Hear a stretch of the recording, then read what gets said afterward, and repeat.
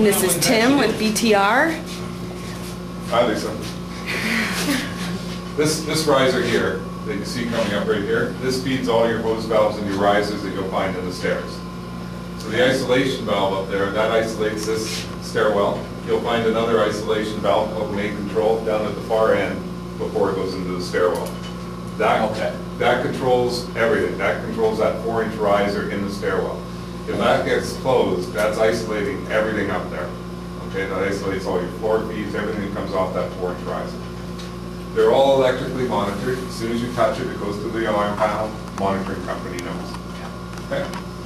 The parkade system. Those questions? Oh, I just said no. It comes through as a temp, or if we were to touch that, right? It does. It flow, right? It comes through as a trouble. Okay. Yeah. It'll say tamper. That one will say north standpipe tamper. Okay. This is your parkade system, which is a wet system. Your heated parkade. And is this a wet system as well? Oh yeah, no, it's all wet, except for your attic. And that's the big honking one here. That's your attic system, that's your dry valve. Okay, so this is all automatic. We have, as you probably heard, not the best water here. Okay, your water pressure is... Well, water pressure is a little low, yeah. 65 pounds. Yeah. That's why 65 to 72 is probably your average. That's why you've got the big 6-inch pipe here. We had to compensate with the pressures with volume, and we can do that to still make it work. So you've got a huge 6-inch riser that runs up. It runs up right through the middle of your building, right up into the attic, where there it downsizes to a 4-inch roof main up there. Okay. You have a compressor here. This is a spare belt for the compressor. Okay, you'll probably, these belts are good for years, but there is one. There's also compressor oil in behind. That is for this compressor. Okay. And how often should we be? Again, you've got a gauge right here in the front, this little bubble gauge. Okay. It's perfect, and it's ideal. You won't need any for a long time. So I don't even know what the compressor's for, I'm sorry. Oh, the compressor maintains the air in the dry system. Oh, because okay. this riser is in your attic, it's all an unheated space. Okay. So that is actually maintained with air. When a sprinkler head goes off, it'll exhaust. This accelerator here will trip the valve. Your water is sitting right here right now. Okay. Everything above that is air. So it exhausts, and then bang, flips open, water basically just... It does. So basically it's like a diaphragm in there where you equalize that air pressure with the water pressure. Mechanical advantage. You have an opening on the bottom so big, you got an opening that's slightly smaller, so straight physics. It takes this much air to hold back that much water. Okay, so and this is a different valve too, because it's a low pressure. I had to do things a lot differently because of your water pressure here. Okay. So you've got some of the best here. Seriously. this accelerator here will trip this valve in about 3 seconds. Okay. So we had to get everything. By code, I'm supposed to get the water up there within 60 seconds. Seriously. So, and it does. That's a lot of water. It does it in just over 50 seconds. And that compressor is doing what? The compressor maintains the air pressure in the system so that the system doesn't trip.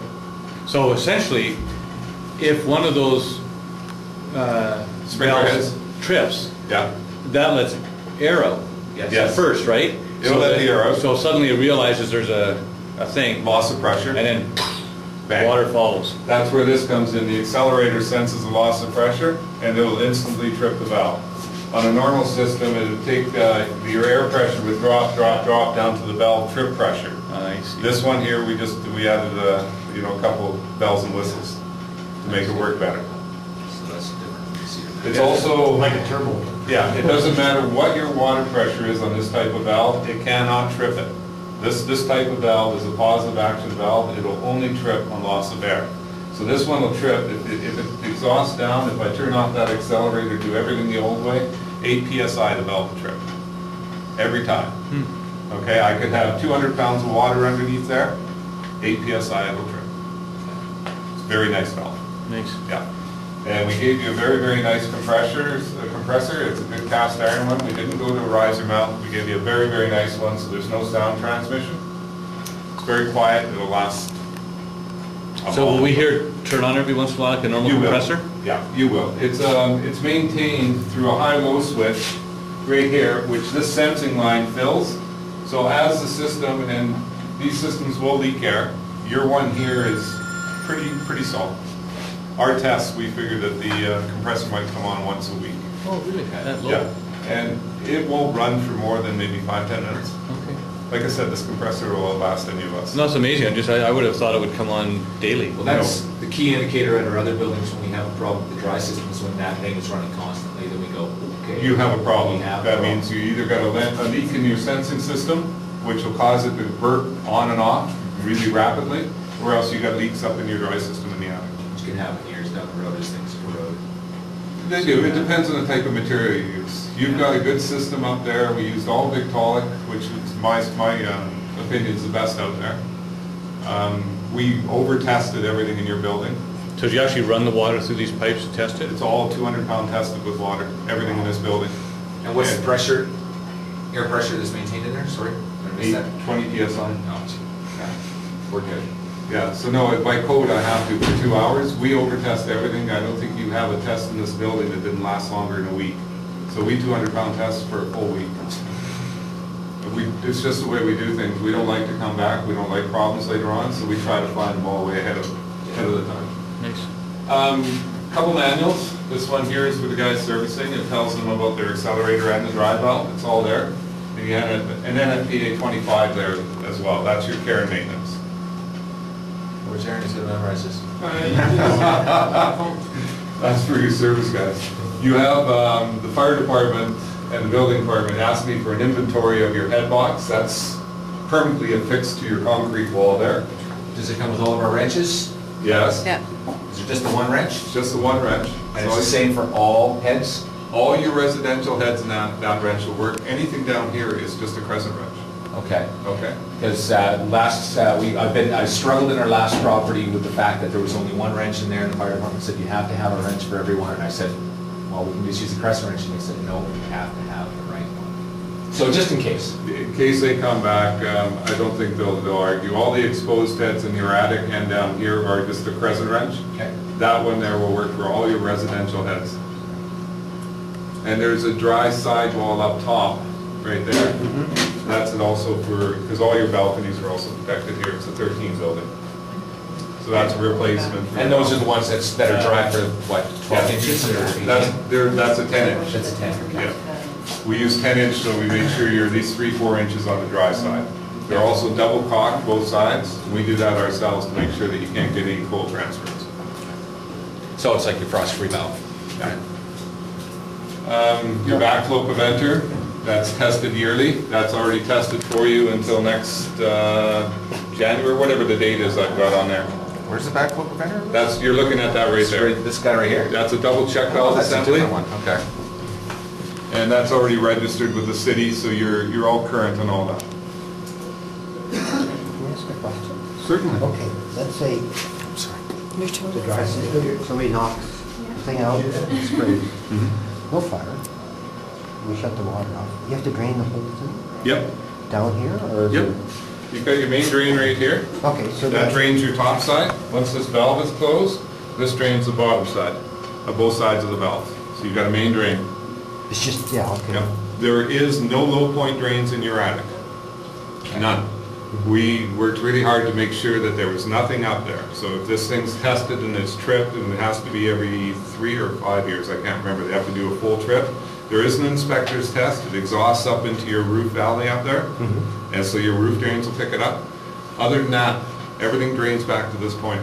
Okay, and then you just, Yep. So if there was, assume one head did trip, Yep. straight above us, let's say, does the whole attic fill up with water? Like The whole whole attic system does. goes? Only the one head goes on. These heads Only are, the one head. only the whole attic fills, but each head is heat activated. Actually, could you pass me one of the heads and I'll show you? and we were imagining the whole thing. Yeah, no, I And get we're that's 20 the minutes whole away, system. they're panicking. I hate Hollywood. Yeah. That's called a deluge system. A deluge system is an industrial application. You put it around propane bullets. Oh, yeah, yeah. Okay, or you'd use it in a chemical plant.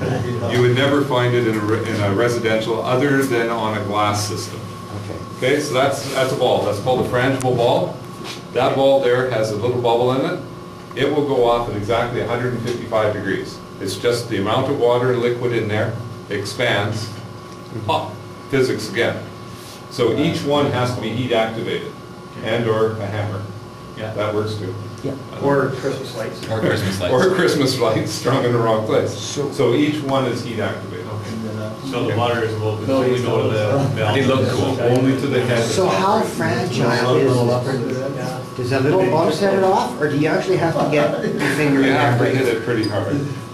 So you have to hit the rock, the glass too? Yeah.